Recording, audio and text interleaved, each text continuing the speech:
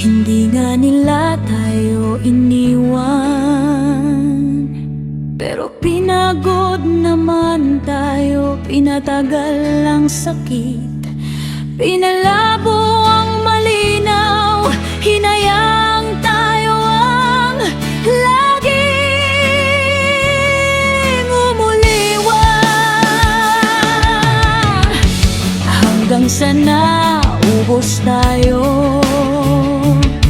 At nang tuluyan tayong bumitaw, tayo raw ang sumuko, tayo raw ang nangriwang. Pero ang totoo, matagal na nilang itinigil ang pananatili, tayo lang ang huling umalis.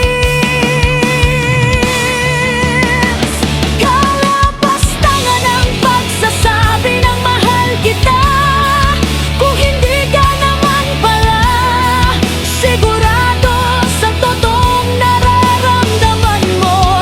Dahil ang salitang iyon ay hindi laruan, hindi ba nakiputas sa dakong pahagmisa, ang hindi ginagamit upang punan ang sariling kakulangan.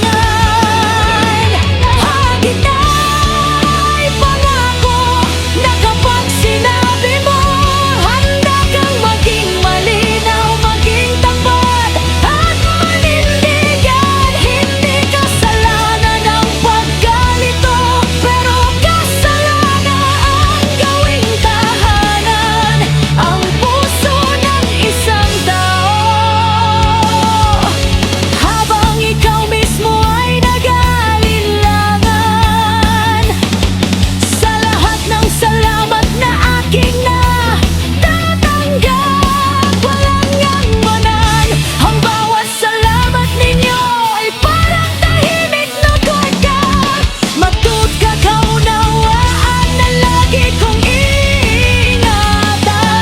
Mas masarap sa puso ang makatulong, lalo na kapag alam kong may naibahagi akong munting ginhawa sa inyo, at ang tunay na tangkingin, sana ako ay makita kayong payapang masaya. Ang pinakamainam na paghingi ng tawad ay ang pagbabago, hindi puro pangako